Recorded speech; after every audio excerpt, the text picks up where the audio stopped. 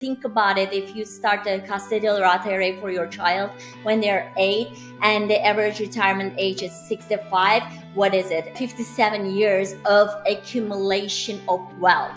When did we start our Roth IRA? In our 20s. I received a question from Anonymous on Instagram, and here it is. How can you do a Roth IRA for kids? I have 2 kids, and I want to invest for them. That's from Anonymous. Anonymous, thank you very much for connecting with me on Instagram. Everybody, if you want to connect with me on Instagram, I'm at Marriage, Kids, and Money. Back to Anonymous.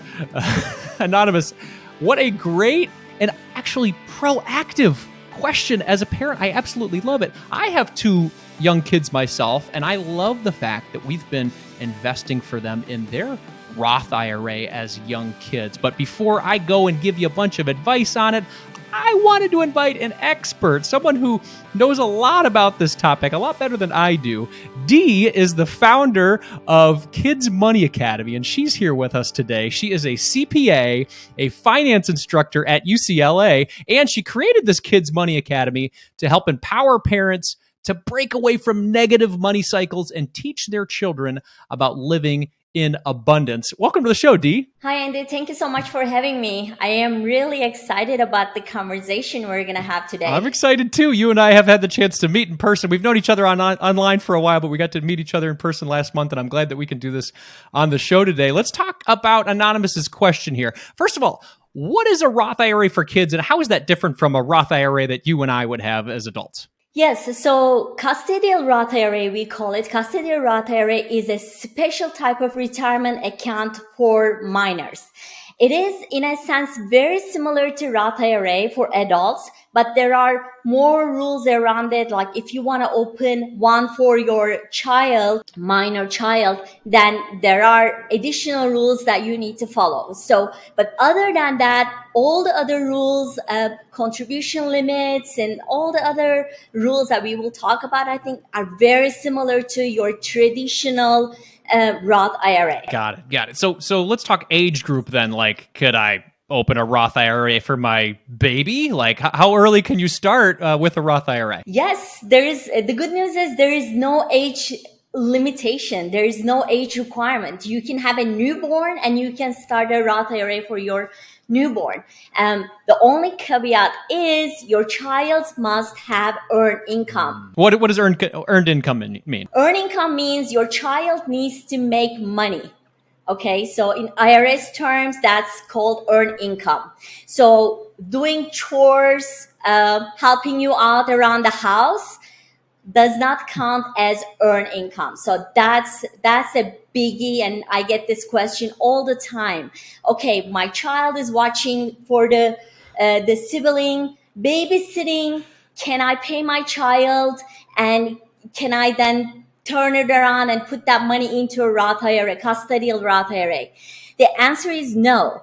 But if your child babysits for the neighbor's kid, then you have a business.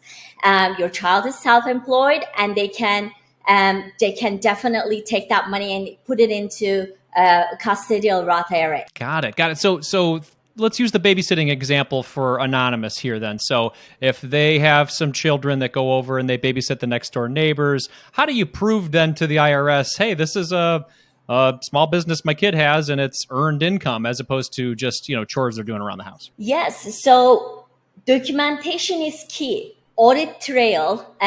As by trade, I am an auditor. So you want to make sure there is an audit trail. You can follow the money.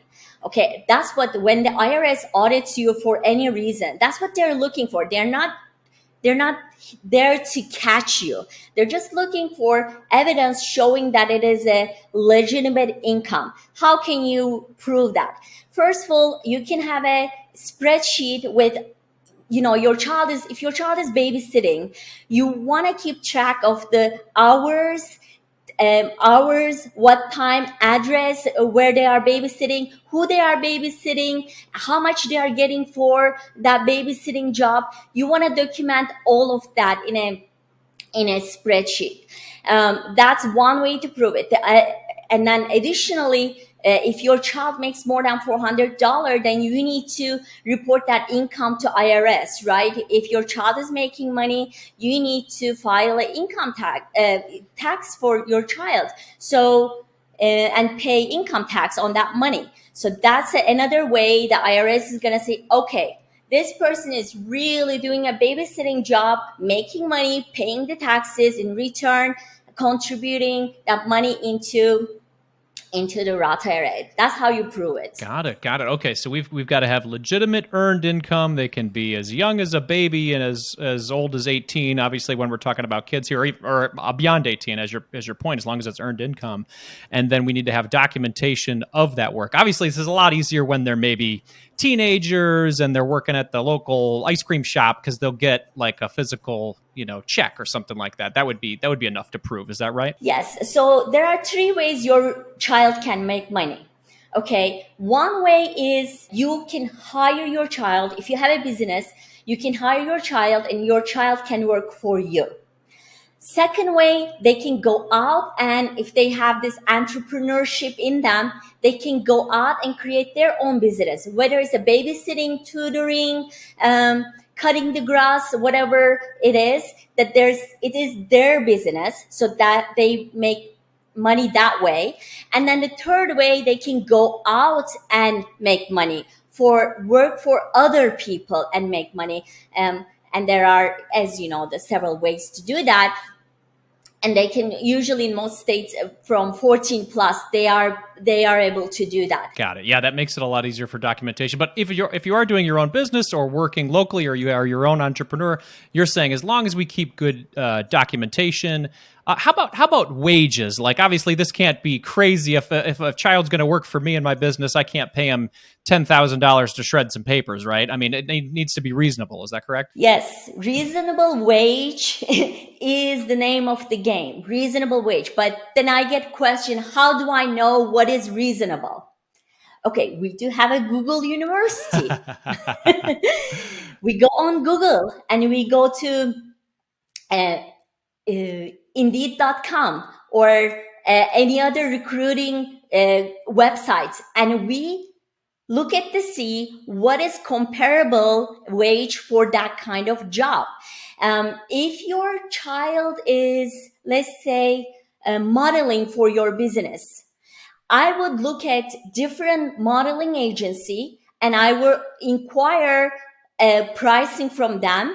I would take that information back and forth if I'm emailing back and forth, or the information, just make sure the information was up to date 2022 in this case, for this year, next year, 2023.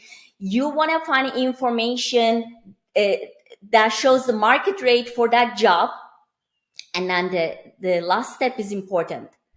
You PDF print all of that information and you put it in wherever you're saving your child's employment information.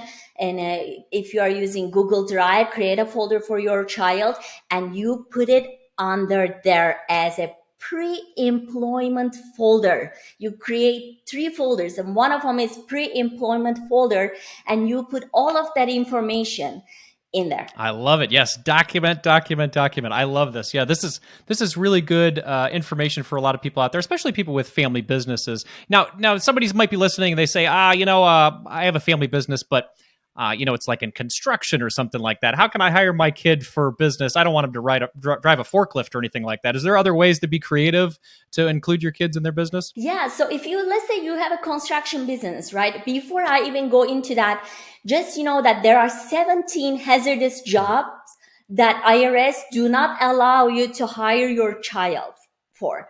And that's very important to know, so you don't, cross the line and hire your child for something that puts you in the jail. Yes. In jail.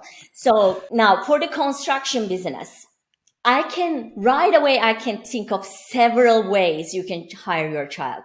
So there is in the construction business, there is the construction part, right? And then there is also back end, the business back end. Where your child can do any type of filing for you, any type of, if you have an home office cleaning for you. You have a construction company, that means probably you have you have trucks that your child can wash the trucks and make money that way. So you can pay your child washing the trucks.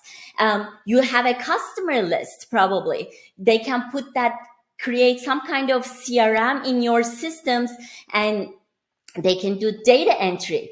They can, during Christmas, during special dates and holidays, they can write up an email. They can create a social media account for you.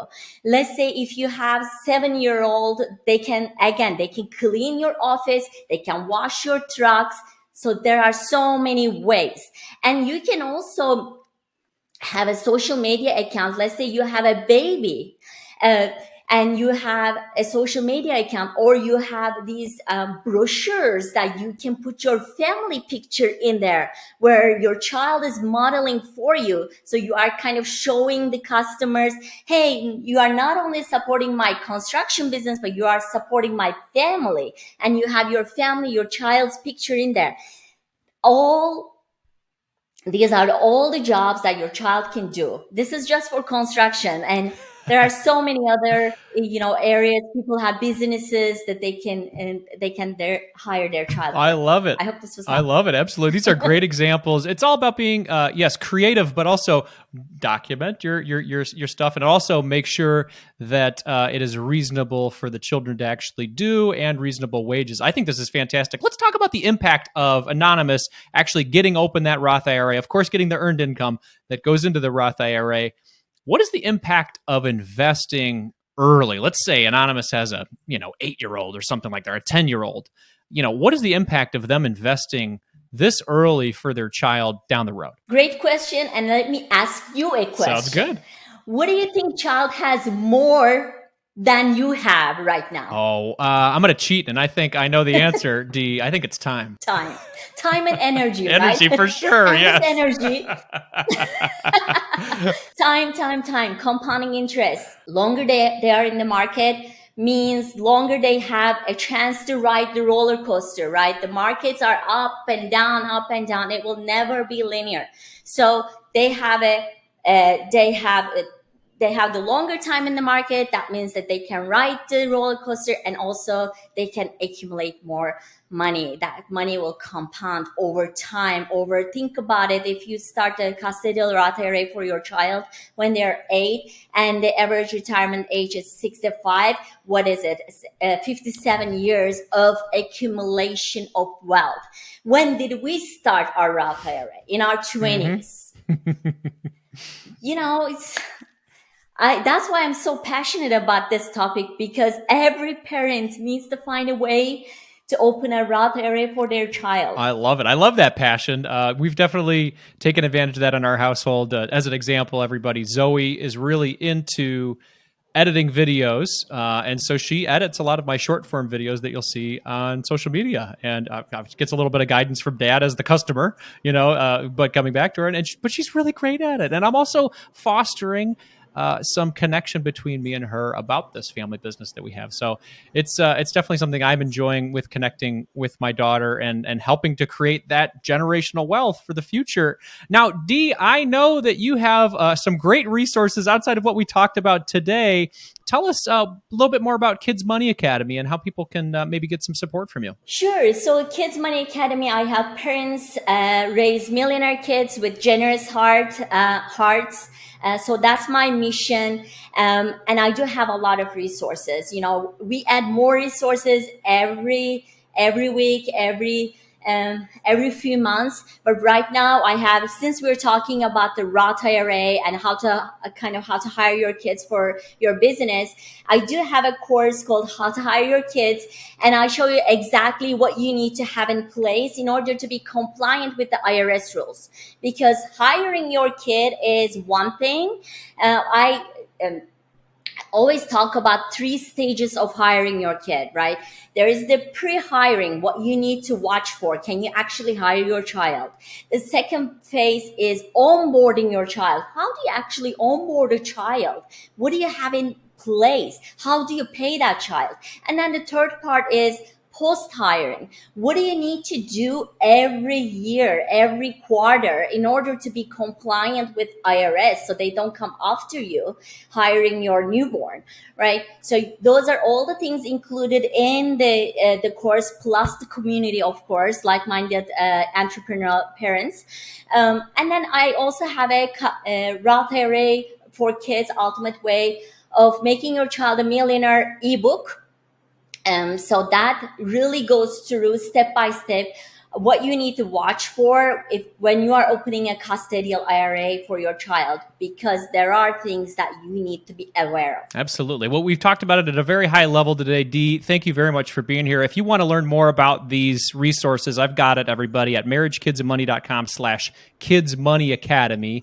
I'm going to work with Dee as an affiliate to try to get some of her information out there to help people. So again, that's marriagekidsandmoney.com/kidsmoneyacademy. Dee, thank you so much for your time today. I really appreciate it. Same here. I'm happy to be here.